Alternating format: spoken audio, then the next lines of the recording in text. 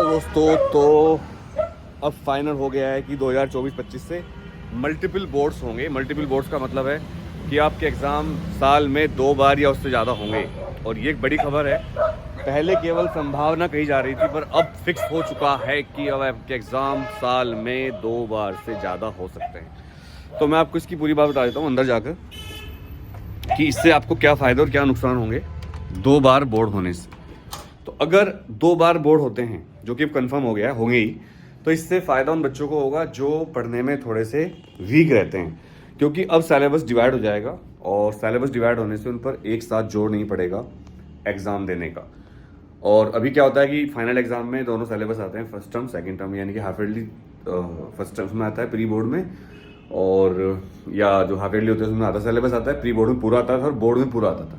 लेकिन अब जब 2 बार एग्जाम होंगे या 3 बार भी हो सकते हैं, अभी ये कंफर्म नहीं हुआ, मल्टीपल बोर्ड्स लिखा हुआ है। तो मल्टीपल बोर्ड से बहुत फायदा होगा बच्चों को, क्योंकि उनके बेस्ट ऑफ द जो एग्जाम होंगे वो सिलेक्ट किए जाएंगे, या फिर कॉम्बिनेशन ऑफ एग्जाम होगा। और अगर कोविड जैसी महामारी दोबारा आती है, उस केस में मान लो एक एग्जाम हो गया और सेकंड एग्जाम से पहले कोविड आ गया या कोई बीमारी आ गई इस तरह की, जो कि संभावनाएं हैं, तो उस केस में पहले वाले जो मार्क्स होंगे उन्हीं को आधार बनाकर बच्चे के मार्क्स डबल करके टोटल में से मार्क्स दे दिए जाएंगे उसको। इसका एक नुकसान भी होगा। जैसे मान लो पहले क्या होता था कि एक ही बार पेपर होते थे, तो जो बच्चे शुरू से नहीं पढ़ रहे थे वो लास्ट में पढ़ लेते थे 1-2 महीना, और उनके अच्छे नंबर आते थे। लेकिन चूंकि अब एग्जाम 2 या 3 बार होंगे, तो जब पहली बार एग्जाम होंगे और बच्चा नहीं पढ़ रहा है तो उसके नंबर बहुत कम आएंगे, जिससे उसका हौसला डाउन हो जाएगा, उसकी कॉन्फिडेंस कम हो जाएगा और पेरेंट्स को लगेगा हमारा बच्चा बेकार है। इसके अलावा स्कूल में उसके बारे में एक प्रीजुडिस हो जाएगा, राय बना ली जाएगी कि बच्चा बेकार है, पढ़ने में अच्छा नहीं है।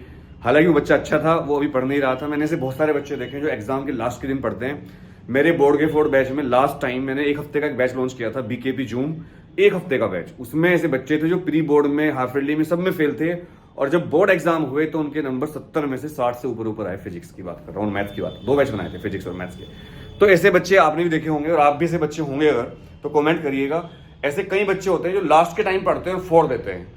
ऐसे बच्चे होते हैं पूरे साल पढ़ते हैं, उनके नंबर अच्छे नहीं आ पाते। ऐसे बच्चे होते हैं जो पूरे साल पढ़ते हैं, अच्छा करते हैं। ऐसे बच्चे भी होते हैं जो थोड़ा सा पढ़ते हैं, फोड़ देते हैं। तो भाई इससे उनको नुकसान होगा, क्योंकि अगर मल्टीपल बोर्ड होंगे तो ऐसे बच्चों को नुकसान होगा।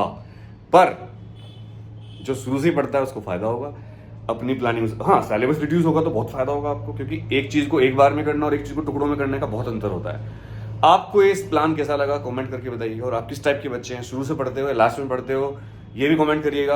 और क्या आप ये बात मानते हो कि ऐसे बच्चे एग्जिस्ट करते हैं जो थोड़ा सा पढ़ के लास्ट में सबको फोड़ देते हैं? तो वीडियो को लाइक और शेयर करके कमेंट करिएगा। जय हिंद, जय भारत, वंदे मातरम।